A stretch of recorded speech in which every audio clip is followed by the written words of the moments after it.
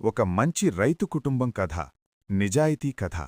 ఒక చిన్న గ్రామంలో రామయ్య అనే రైతుండేవాడు. అతని కుటుంబం చాలా సాధారణమైనదైనా విలువలతో నిండిపోయుండేది. ఇలాంటి కథ కోసం ఐ కథలు ఛానల్ని ఆదరించండి మిత్రులారా. రామయ్యకు ఇద్దరు పిల్లలు, సీత మరియు రాజు. వారు చిన్నప్పటినుంచే నిజాయితీ, కష్టపడి పనిచేయడం, పెద్దలను గౌరవించడం వంటి మంచి అలవాట్లు నేర్చుకున్నారు. ఒక సంవత్సరం వర్షాలు తగ్గి పంటలు సరిగ్గా పండలేదు. గ్రామంలోని చాలామంది రైతులు బాధపడుతున్నారు. కాని రామయ్య మాత్రం నిరాశపడలేదు. మన చేతిలో ఉన్న పని మనం నిజాయితీగా చేస్తే దేవుడు మనల్ని ఎప్పుడూ వదిలిపెట్టడు అని తన పిల్లలకు చెప్పాడు. ఒకరోజు పొలంలో పనిచేస్తూ రామయ్యకు ఒక పర్సు దొరికింది.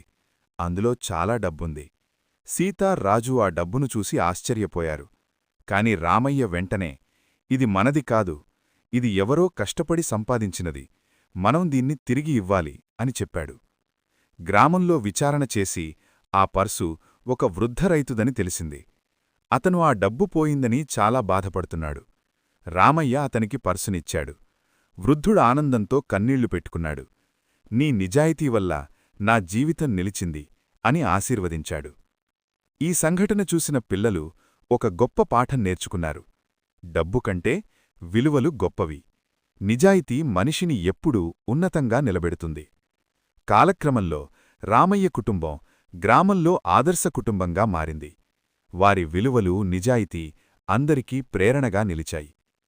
నీతి: నిజాయితీ, కష్టం, మంచితనం ఉన్నచోటే నిజమైన సంతోషం ఉంటుంది.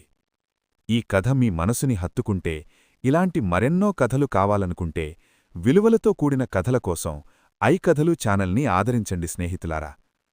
ఇలాంటి మరెన్నో కథల కోసం ఐ కథలు ఛానల్ని లైక్, షేర్, సబ్స్క్రైబ్ చేయండి.